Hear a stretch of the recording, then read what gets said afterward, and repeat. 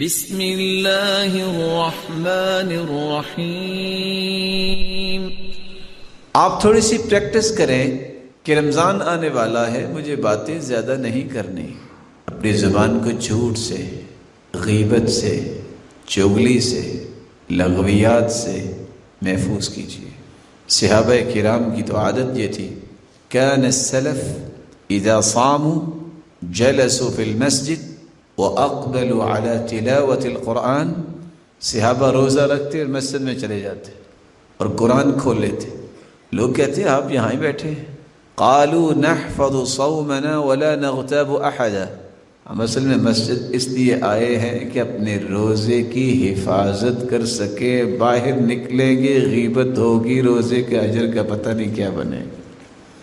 اور حدیث بھی یہ کہتی ہے، رسول اللہ صلی اللہ علیہ وآلہ وسلم صحابہ کرام کو یہ نصیحت کر رہے ہیں، من لم يدع قول الزور والجہل والعمل به، جو شخص جھوٹ نہیں چھوڑتا، جہالت کا برتاؤ نہیں چھوڑتا، جاہلانہ رویے اور عادتیں نہیں چھوڑتا، فلیس للہ حاجة ان يدع طعامه وشرابه، اس کو بھوکا اور پیاسا رہنے کی بھی کیا ضرورت ہے؟ روزہ رکھو، فَلْيَصُمْ سَمْعُكَ وَبَصَرُكَ وَلِسَانُكَ، روزہ اپنی زبان کا بھی رکھو، روزہ اپنے کانوں کا بھی رکھو، روزہ اپنی آنکھوں کا بھی رکھو۔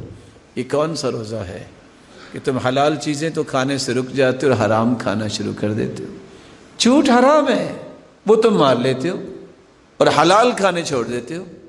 غیبت حرام ہے، وہ کرنے میں تمہیں پریشانی نہیں ہوتی، اور اچھے اچھے کھانے وہ تم نے چھوڑ رکھے ہیں کہ میں روزے دار ہوں۔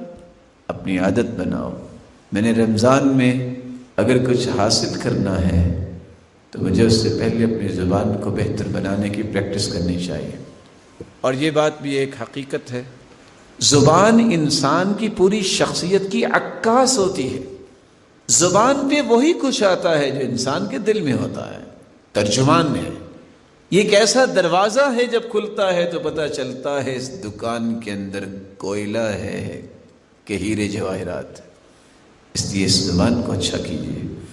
اور حدیث نے کتنی بڑی بات کہہ دی، ان الرجل لا يتكلم بالكلمة لا يرى بها بأسا يهوي بها 70 خريفا فی النار۔ بس اوقات بندہ صرف ایک کلمہ بولتا ہے، صرف ایک، پرواہ نہیں کرتا۔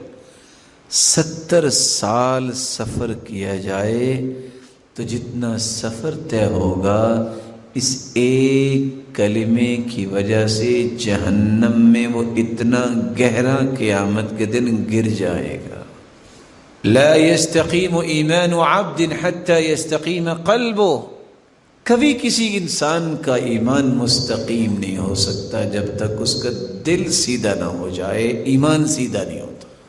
وَلَا يَسْتَقِيمُ قَلْبُ حَتَّى يَسْتَقِيمَ لِسَانُ، دل کبھی درست نہیں ہو سکتا جب تک زبان درست نہ ہو۔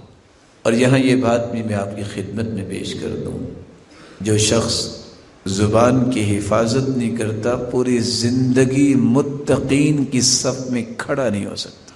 ولا ورع لسیء الخلق، جس کا اخلاق اچھا نہیں ہے زندگی میں کبھی متقی نہیں بن سکتا، اس کو بولنے کی تمیز ہی نہیں ہے۔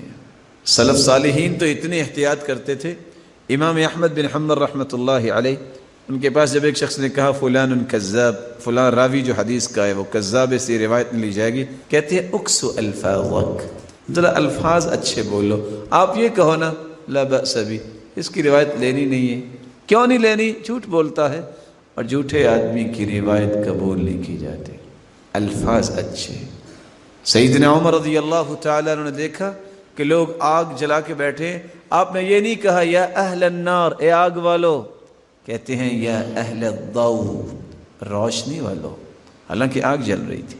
الفاظ کا چناؤ، تعبیرات، یہ انسان کی عظمت اور بلندی کی علامت ہوتی ہے۔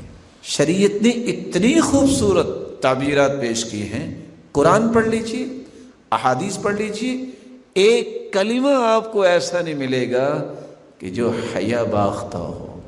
اس طرح مجھے ہوئے الفاظ ہیں، اور تربیت کی ہے اللہ کے رسول صلی اللہ علیہ وآلہ وسلم نے کہ مومن، اس کی مثال پیش کی ہے، مثل المؤمن مثل النحلہ لا تأکل الا طیبا ولا تضع الا طیبا۔ مومن کی مثال شہد کی مکھی کی مثال ہے۔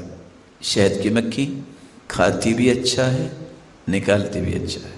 مومن بات سنتا بھی اچھی ہے اور بولتا بھی اچھی ہے۔ اس لیے مومن کو اپنی زبان کی حفاظت کرنی چاہیے۔